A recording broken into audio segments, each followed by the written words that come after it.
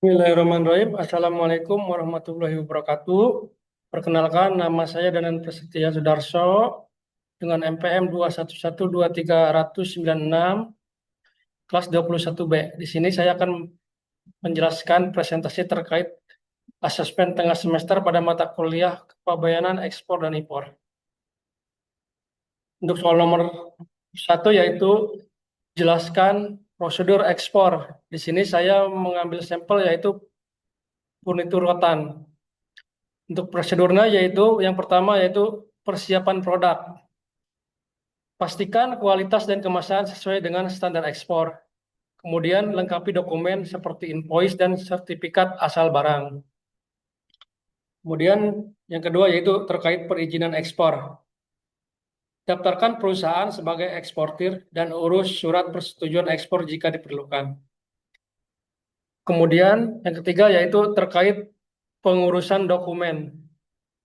Buat pemberitahuan ekspor barang melalui sistem INSWB dan siapkan dokumen pendukung seperti SKA dan sertifikat fitosanisasi.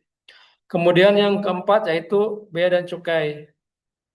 Lakukan proses pengeluaran barang dan bayar bea serta pajak ekspor. Kemudian yang kelima yaitu pengangkutan dan pengiriman. Pilih moda transportasi dan pastikan pengiriman sesuai jadwal dan kontrak. Kemudian yang keenam yaitu penyerahan ke pembeli. Setelah sampai, pembeli mengurus proses impor sesuai aturan negara tujuan. Nah ini untuk peran dokumen dalam prosedur ekspor yang tadi saya sebutkan yaitu terkait invoice dan packing list, yaitu merupakan dokumen utama yang mencantumkan rincian barang dan jumlah pengiriman.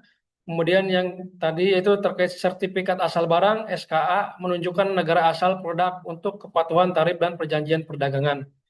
Kemudian dokumen teknis lain itu termasuk sertifikat fitonisasi jika diperlukan untuk barang tertentu.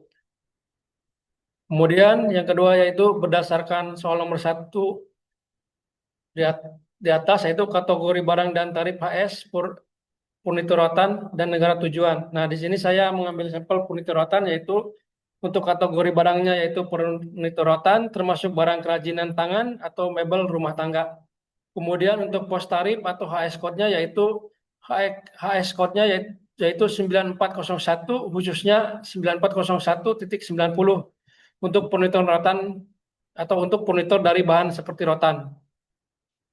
Kemudian untuk negara tujuan ekspornya yaitu yang pertama Amerika Serikat, kemudian Jepang, yang ketiga yaitu Eropa, Belanda, dan Jerman.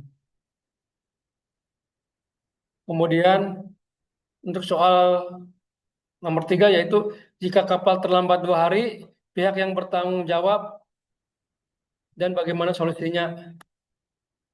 Yaitu yang pertama yaitu untuk penentu yang tanggung jawab, pihak yang bertanggung jawab yaitu bergantung pada kontrak pengiriman dan ketentuan Incoterm seperti POB, CIF, atau DV.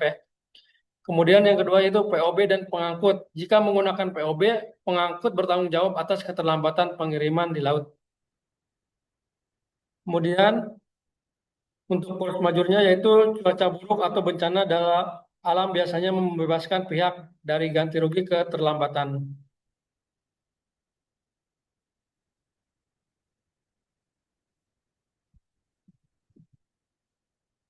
Nah ini penjelasan detailnya terkait POB, CIF, dan DDV. POB ini merupakan free on board, yaitu penjual bertanggung jawab sampai barang di kapal. Pengangkut bertanggung jawab atas pengiriman di laut. Kemudian CIF yaitu merupakan cost, insurance, dan freight, yaitu penjual menanggung biaya, asuransi, dan pengangkutan sampai tujuan. Kemudian terkait DDP yaitu Delivered Duty Paid, yaitu penjual bertanggung jawab penuh sampai barang diterima pembeli di tujuan, termasuk bea dan pajaknya ditanggung oleh DDP. Kemudian untuk solusi menghadapi keterlambatan pada kapal yaitu yang pertama yaitu lakukan komunikasi intensif yang merupakan koordinasi antara eksportir, importir, dan perusahaan pengangkut untuk meminimalkan dampaknya. Kemudian yang kedua itu alternatif pengangkutan, mencari moda transportasi lain atau menyesuaikan jadwal di negara tujuan. Kemudian yang ketiga yaitu terkait causal penalty. memasukkan klausal kompensasi keterlambatan dalam kontrak pengiriman untuk kejelasan tanggung jawab. Nah, di sini untuk ekspor diusahakan memakai klausal penalti, yaitu untuk apabila ada keterlambatan dalam kontrak pengiriman untuk kejelasan tanggung jawabnya. Kemudian yang keempat, kalau yang nomor 4 yaitu PT Sisa Jadi Kaya adalah perusahaan yang mengumpulkan berbagai barang bekas untuk didaur ulang. Dalam rangka uji coba, perusahaan melebur logam-logam dari sisa-sisa aluminium yang kemudian dicetak menjadi pintu kamar mandi. Apabila pintu tersebut diekspor, maka perusahaan dapat menggunakan origin kriteria apa? Jelaskan sesuai teori. Baik, untuk substansial transformation terjadi ketika aluminium bekas dilebur dan diproses ulang menjadi produk baru seperti pintu kamar mandi itu. Proses ini mengubah sifat dan fungsi bahan sehingga produk akhir dianggap berasal dari negara produsen pengolahan. Hal ini penting karena untuk menentukan kriteria asal barang dalam perdagangan internasional dan mempengaruhi tarif dalam peraturan impor.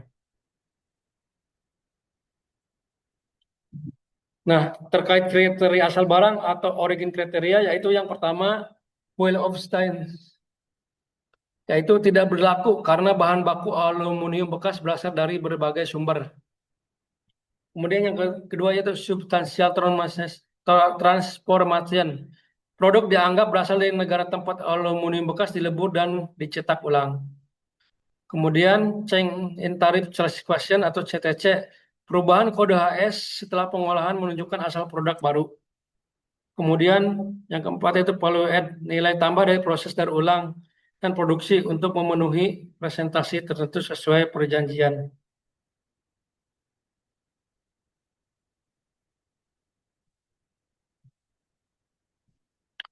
Nah, untuk yang terkait asal barang origin kriteria ini yaitu yang berlaku itu kriteria Wall of Stein of Product karena 100% berasal dari suatu negara, tidak bisa digunakan karena bahan bakunya bekas dari mana asal aluminium bekas. Baik, terima kasih. Mungkin itu yang dapat saya presentasikan. Akhirul kalam. Assalamualaikum warahmatullahi wabarakatuh.